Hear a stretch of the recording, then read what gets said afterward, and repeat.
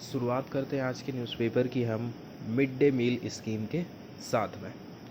इसको GS paper 2 health issues related to children government policies and intervention से आप relate कर सकते हैं। कुछ बेसिक बातें हैं, जैसे कि मिड डे मील स्कीम आती है एचआरडी मतलब ह्यूमन रिसोर्स डेवलपमेंट मिनिस्ट्री के अंतर्गत, department of school education and literacy के अंतर्गत में। इसको लॉन्च किया गया था 1995 में as a centrally sponsored scheme. ये प्रोवाइड करती है एवरी चाइल्ड को विथ इन द एज, बच्चे का जो ग्रुप है वो शामिल है 6 से लेकर के 14 साल तक का, जो कि पढ़ाई कर रहे हैं पहली से लेकर के 8वीं तक। Who enrolls and attend the school shall be provided hot cooked meal having nutritional standard of 450 calorie and 12 gram of protein for primary मतलब पहली से लेकर 5वीं तक, and 700 calories and 20 gram protein for upper primary. Age के हिसाब से यहाँ पर कैलोरी निर्धारित की गई है। 6वीं से लेकर 8वीं तक के बच्चों को 700 से लेकर के 700 कैलोरी और 20 ग्राम प्रोटीन प्रोवाइड किया जाएगा। और ये जो चीज़ें हैं सभी फ्री रहेंगी, हर दिन मिलेगा बच्चों को, केवल छुट्टी के दिन छोड़ के। ये जो स्कीम है कवर करती है सभी सरकारी स्कूल, सरकारी सहायता प्राप्त school and also madrasas and maktabas supported under the Sarva Shiksha Abhiyan. अब last mid day meal rules were notified in the year 2015 under the National Food Security Act 2013, लेकिन amendment have been made from the time to time. और भी कुछ बातें हैं, जैसे कि यदि मिड डे मील स्कीम नहीं प्रोवाइड की जा रही है स्कूल में on any school due to non availability of food grains या फिर एनी अदर रीजन, तो state government shall pay food security allowance by 15th of the succeeding month. इसके अलावा स्कूल मैनेजमेंट कमेटी है mandated under right to free and compulsory education act 2009 shall also monitor implementation of the mid day meal scheme. तो इसकी monitoring implementation हो रहा है कि नहीं हो रहा है वो देखेगा, ठीक है, कौन? School management committee. अब यदि हम बात करें एसएसएमसी की, state steering come monitoring committee shall oversee the implementation of the school scheme including establishment of a mechanism for maintenance of nutritional standard and quality of meals। और भी कुछ ऐसी चीज़ें यहाँ पर बताई गई हैं, जैसे कि न्यूट्रिशनल पोषण जो प्रोवाइड किया जा रहा है, पोषक तत्व, उसका स्टैंडर्ड कैसा रहेगा, खाने की क्वालिटी क्या रहेगी, वो सारी चीज़ें एसएसएमसी मॉनिटर करती है। अब हम देखते हैं न्यूज़ को। Mid day meals leave a long lasting impact, ऐसा स्टडी का कहना है। मतलब मिड डे मील स्कीम से बच्चों पर किस प्रकार से प्रभाव पड़ता है, यहाँ पर एक स्टडी सामने आई है, उसी को हम देखने वाले हैं। Lower standing among children with mothers who had access to school lunches. तो यहाँ पर ये बताई गई है कि ऐसे बच्चे जो कि मिड डे मील स्कीम का खाना खाते हैं तो उसमें स्टंटिंग की प्रॉब्लम देखने को नहीं मिलती है, उसका जो रेट है वो लो है। Girls who had access to free lunches provided at government school had children with higher height to age ratio, इसी को कहा जाता है stunting, then those who did not, said a new study on the intergenerational benefit of the mid day meal scheme। ये चीज़ publish की गई है nature communication इस हफ्ते। तो जो लोग मिड डे मील स्कीम का खाना खाते हैं, जो बच्चे, उनकी हाइट ज़्यादा रहती है। यदि हम तुलना करके देखें अदर बच्चों से जो कि मिड डे मील स्कीम का लाभ नहीं ले पा रहे हैं। अब हम बात करते हैं नेशनली रिप्रेजेंटेटिव डाटा की ऑन कोहार्ट्स ऑफ मदर्स, मतलब जिसमें बहुत सारी मदर्स को शामिल किया गया है and their children spanning 23 years. तो जो पेपर है वो ये बताता है by 2016 the prevalence of stunting was significantly lower. Stunting की जो घटनाएं हैं वो लोअर रही हैं, ये डाटा हम देख रहे हैं 2016 से, in areas where the scheme was implemented in 2005। तो 2005 में जिस जिस एरिया में इस स्कीम को लॉन्च किया गया था तो वहाँ पर नाटेपन या फिर ठिगनापन की समस्याएं बहुत ही कम हमको देखने को मिलती। अब हम बात कर रहे हैं हमारे इंडिया में बच्चों की हालत कैसी है स्टंटिंग को लेकर के। More than 1 in 3 Indian children are stunted. इसका मतलब ये हुआ प्रत्येक 3 बच्चे में से हर एक जो बच्चा है वो ठिगनेपन का शिकार है या फिर स्टंटेड है, या फिर too short for their age के हिसाब से उनकी हाइट नहीं है, which reflect chronic under nutrition, जो ये बताता है कि उसको सही पोषण नहीं मिल पाया है जिससे उसकी बॉडी का विकास हो सके। अब यदि हम बात करें स्टंटिंग से फाइट की, तो ज़्यादातर फोकस इसमें क्या करते हैं, boosting nutrition for young children. लेकिन जो न्यूट्रिनिस्ट होते हैं, लेकिन ये ऐसे व्यक्ति जो कि न्यूट्रिशन पर स्टडी करते हैं, इनका कहना है कि maternal health and wellbeing is the key to reducing stunting in their offspring. तो इनका कहना है कि बच्चों पर तो ध्यान देना ही चाहिए, लेकिन सबसे ज़्यादा ध्यान हमें देना चाहिए मदर के ऊपर, जो कि बच्चे को जन्म देती है, फिर वही जो बच्चे हैं फिर से माँ बनते हैं। इसलिए हमें सबसे पहले ध्यान देना होगा मदर्स की केयरिंग के ऊपर, उनके पोषण के ऊपर। Interventions to improve maternal height, यदि हमें माता की हाइट को बढ़ाना है, इसके साथ साथ में education must be implemented years before those girls and young women become mothers. अब जो यंग गर्ल्स हैं उनको सही एजुकेशन देना भी ज़रूरी है। पार्टिकुलर यदि हम डाटा की बात करें तो it found that the mid day meal scheme was associated with 13 से लेकर के 32% ऑफ द इम्प्रूवमेंट देखने को हमको मिला in the height for age Z scores in India. समय बताया गया है 2006 से लेकर के 2016 तक का, तो 13 से लेकर 32% तक का इम्प्रूवमेंट आया है हाइट के मामले में।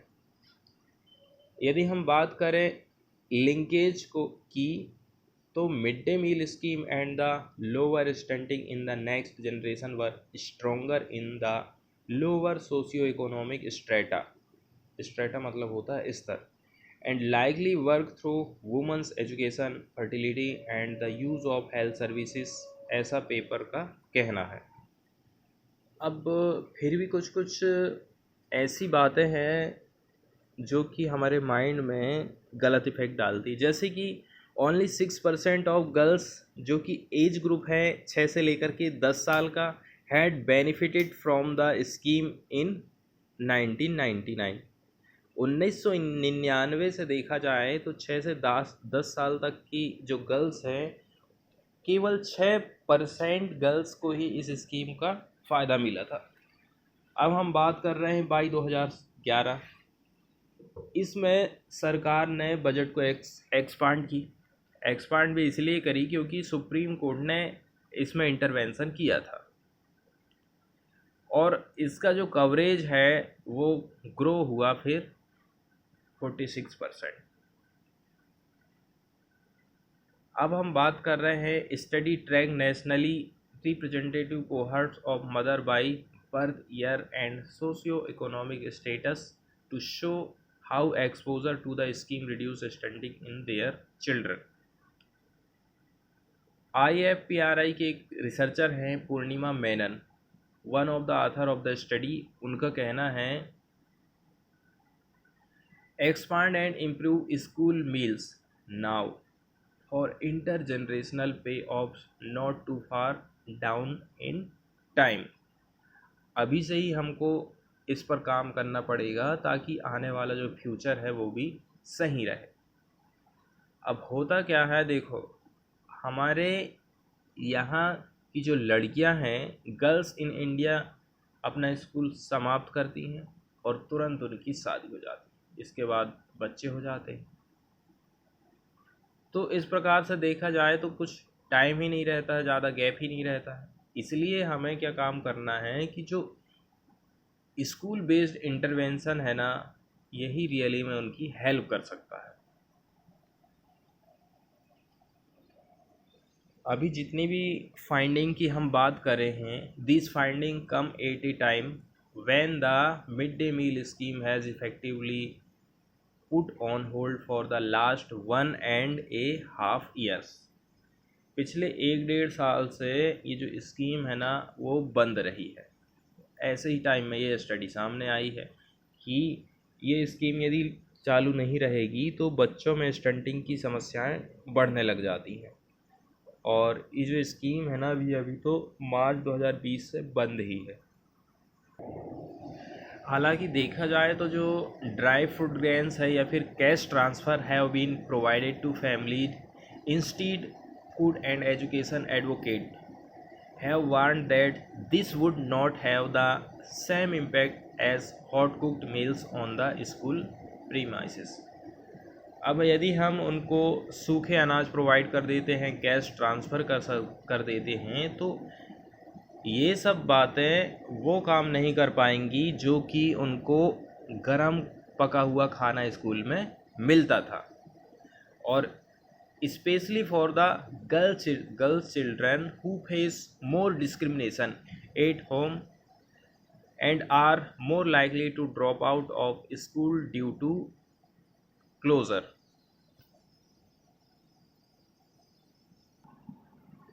इसके बाद वाली न्यूज़ हम देखने वाले हैं राष्ट्रद्रोह से रिलेटेड, IPC 124A से रिलेटेड। कई बार ये न्यूज़ में रहा है, कंटिन्यू ही हम इसको देखते रहते हैं। इसके मेन प्रोविज़न क्या है, कितने साल इसमें सज़ा का प्रावधान किया गया है। तो बात वही आ जाती है कि इसका यूज़ करती है गवर्नमेंट लोगों की आवाज़ को दबाने के लिए, क्योंकि लोग उनकी आलोचना करने लग जाते हैं। चाहे वो गवर्नमेंट हो, चाहे वो पुलिस हो, चाहे एक पार्टी दूसरी पार्टी को परेशान करने के चक्कर में रहे किसी मेंबर को। तो अब इसमें जो कन्विक्शन का रेट रहता है, इसका मतलब ये हो गया कि मान के चलो 100 लोगों के ऊपर FIR दर्ज किया गया है अलग अलग जगह में, तो 1 या फिर 2 व्यक्ति को ही इसमें अपराधी घोषित किया जाता है, बाकी के लोगों को सज़ा नहीं होती। इसका मतलब ये है उनको केवल परेशान किया गया है, उनको जेल में डाल करके उनकी ज़मानत को रोक करके। यहीं पर कुछ डेटा बताया गया है।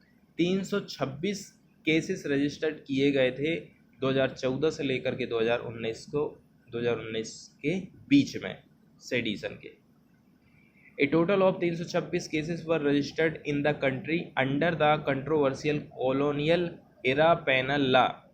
अंग्रेज़ों के ज़माने का जो कानून है जिसका यूज़ सबसे पहले 1870 में किया गया था बाल गंगाधर तिलक और महात्मा गांधी को जेल में डालने के लिए।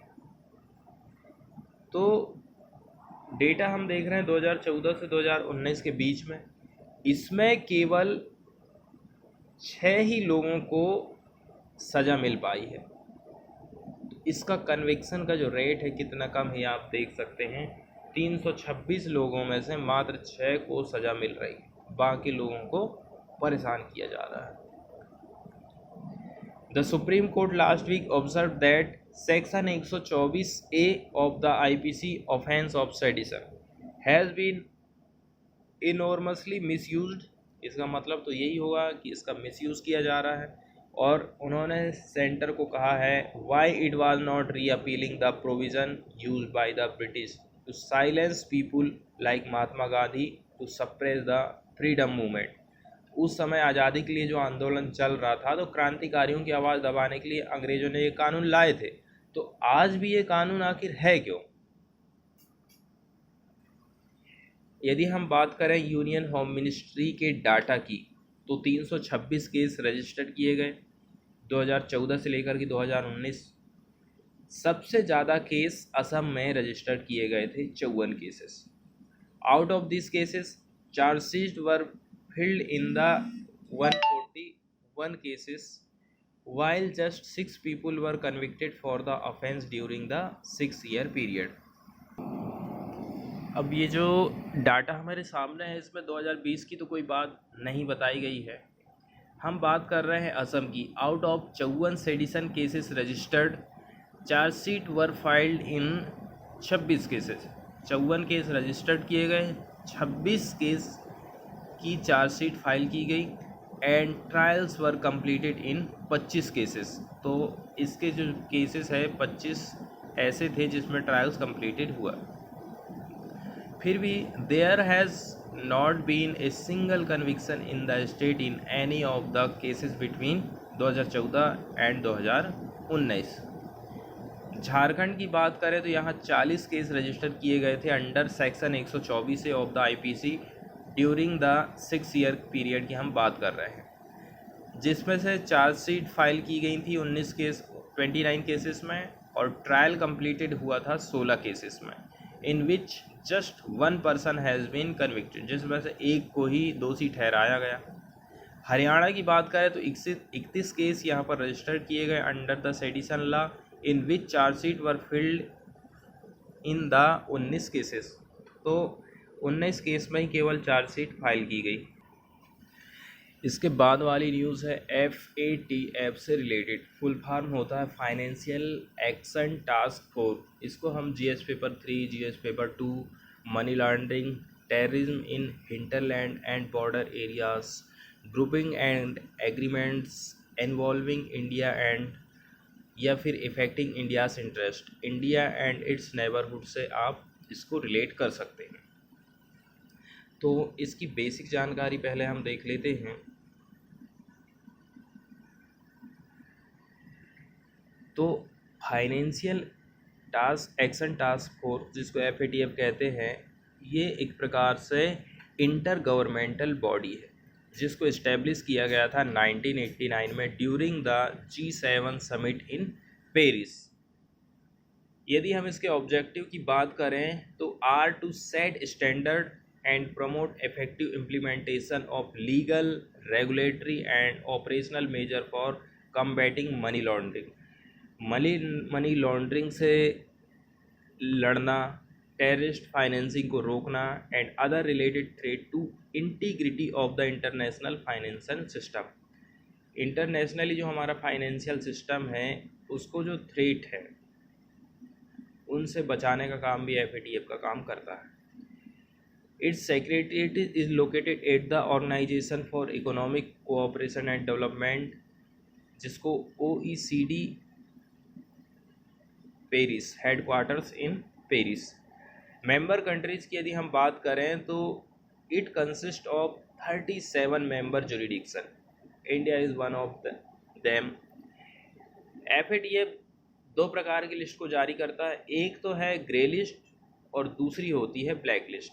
तो countries that are considered safe haven for supporting terror funding, terror funding के लिए बहुत बढ़िया जो कंट्री है, बढ़िया जगह है, उनको इस लिस्ट पे शामिल किया जाता है। And money laundering are put in the FATF grey list. This inclusion serves as a warning to the country that it may enter the black list. इसका मतलब है कि अब आप बाउंड्री लाइन पर हो, यदि आप कोई ठोस कदम नहीं उठाते हो तो आपको ब्लैक लिस्ट में डाल दिया जाएगा। बहुत सारे प्रतिबंध इकोनॉमिक रूप से उस कंट्री पर लगा दिए जाते हैं। ब्लैक लिस्ट की बात करें तो countries known as non cooperative countries, तो ऐसी कंट्रीज़ जो कि नॉन कोऑपरेटिव कंट्रीज़ के रूप में जानी जा रही हैं या फिर टेरिटरीज़ की हम बात कर रहे हैं, are put in the black list. These countries support terror funding, तो ये जो कंट्री हैं वो टेरर फंडिंग को सपोर्ट करती हैं एंड मनी लॉन्ड्रिंग एक्टिविटी को। The FATF revises the black list regularly, adding और डिलीटिंग एंट्रीज। FATF कंटिन्यू अपनी लिस्ट को मॉडिफाई करते जाता है, कुछ नए देश को शामिल करता है, कभी देश की जो लिस्ट है उसको डिलीट करता है। अब हम बात करते हैं न्यूज़ में क्या बात बताई गई है। तो इसमें बात बताई गई है कि FATF review of India put off again, मतलब इंडिया किस प्रकार से कदम उठा रहा है मनी लॉन्ड्रिंग को रोकने के लिए, टेरर फाइनेंसिंग को रोकने के लिए, इस प्रकार से कौन कौन से इंडिया ने कदम उठाए हैं, इसको लेकर के FATF रिव्यू करने वाला था, तो उसको उसने स्थगित कर दिया है, पुट ऑफ कर दिया है अगेन।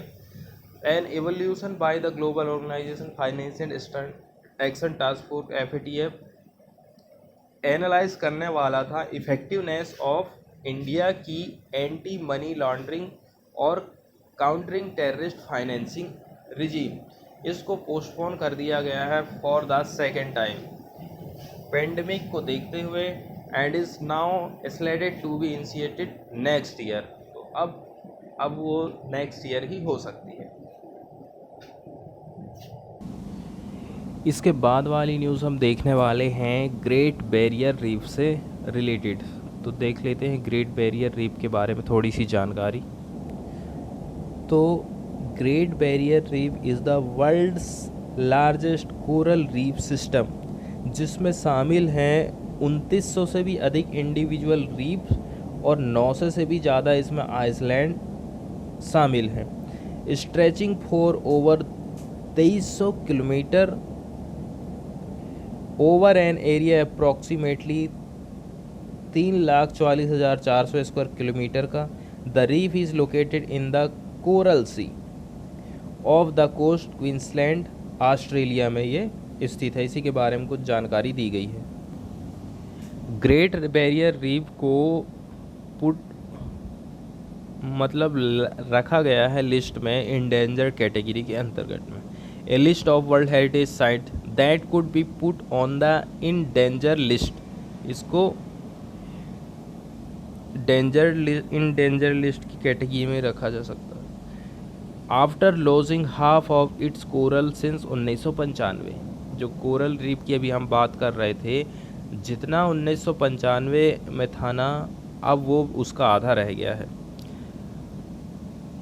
अब ऑस्ट्रेलिया का क्या कहना है कि ग्लोबल वार्मिंग के कारण ऐसा हो रहा है, जबकि यूनेस्को के एक्सपर्ट कह रहे हैं कि पॉल्यूशन के कारण ही ऐसा हो रहा है और पॉल्यूशन के कारण ही ये लॉस देखने को हमको मिला है। फॉरेन वाले पेज से ही आज केन्या का मैप हम देखेंगे। केन्या क्योंकि आज न्यूज़ में रहा है, तो ये थोड़ा सा डार्क कलर आप देख रहे हैं ना, यही है केन्या, जो कि अफ्रीकन कंट्री है। इक्वेटर से इसकी लोकेशन देखें ना, तो इक्वेटर इसके लगभग बीच से गुजरती है, 0 डिग्री वाली जो रेखा है वो। मेजर ओशियन की यदि हम बात करें तो इंडियन ओशियन पड़ता है इसके पूर्व वाले हिस्से की तरफ और दक्षिण वाले हिस्से की तरफ इंडियन ओशियन फैला हुआ है। ऊपर की तरफ हम जाएंगे नॉर्थ की तरफ तो रेड सी पड़ेगा और अरब सागर पड़ेगा। लेक विक्टोरिया इससे टच कर रही है, जो कि स्थित है इसके पश्चिमी वाले किनारे पर। और यदि बीचों बीच लोकेशन की हम बात करें तो 23.5 डिग्री जो नीचे वाली रेखा, साउथ वाली रेखा, ट्रॉपिक ऑफ कैप्रिकॉर्न, और 23.5 डिग्री यदि आप नॉर्थ में चले जाएंगे ट्रॉपिक ऑफ कैंसर, तो कर्क और मकर रेखा के बीच में ये देश स्थित है। केन्या की हम बाउंड्री देख लेते हैं, कौन कौन से देशों के साथ इसकी बाउंड्री शेयर होती है। यदि केन्या के हम पूर्व की तरफ जाएंगे और दक्षिण की तरफ जाएंगे तो इंडियन ओशियन के साथ अपनी बाउंड्री को शेयर कर रहा है। यदि हम नॉर्थ की तरफ जाएंगे तो ये इतना जो एरिया है इथोपिया के साथ अपनी बाउंड्री को शेयर करता है। इसके अलावा यदि हम नॉर्थ और पूर्व की तरफ जाएंगे तो सोमालिया के साथ में अपनी बाउंड्री को शेयर करता है। इसके बाद बाउंड्री शेयर करता है अपनी सूडान के साथ में नॉर्थ वाले हिस्से में, और नॉर्थ और पश्चिम की तरफ हम जाएंगे तो युगांडा के साथ अपनी बाउंड्री को शेयर कर रहा है। युगांडा के नीचे ही फिर पड़ जाती लेक विक्टोरिया, और पश्चिम और दक्षिण की तरफ हम जाएंगे तो तंजानिया के साथ में अपनी बाउंड्री शेयर करता है केन्या। कुछ मेजर सिटीज़ देख लेते हैं, जैसे कि ये हो गई इसकी कैपिटल, ये है टाना रिवर,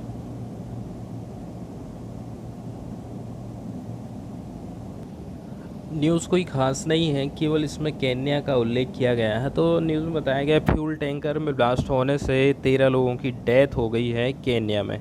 इसी से रिलेटेड ये न्यूज़ आई थी।